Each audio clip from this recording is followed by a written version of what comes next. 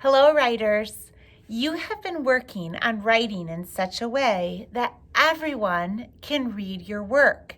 You're working on adding spaces between your words, you're setting your letters on the line, and many of you are working really hard on putting an uppercase letter at the beginning of each sentence and then adding a period or an exclamation point or a question mark at the end of each sentence.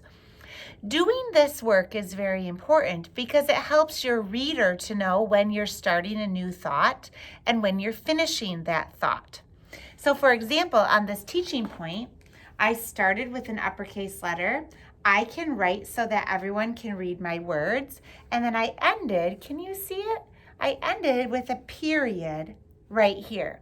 This was our complete thought for writing workshop. It was our teaching point. The I is always an uppercase when it's all by itself. Here it's an I uppercase because it's the first word of the sentence, but even if the word I was in the middle of a sentence, it would still be an uppercase. What about if I wrote something like, we played a sight word game at Pigeon Creek today? I would start with an uppercase W on the word we. Now the rest of my letters would all be lowercase. We played a sight word game at, oh wait, we weren't at Pigeon Creek. We were at Camp David. So Camp David is the name of the place that we were at. And names begin with an uppercase letter too. We played a sight word game at Camp David. So because Camp David is the name of where we were, Camp has an uppercase and David has an uppercase. It's hard for you to see it.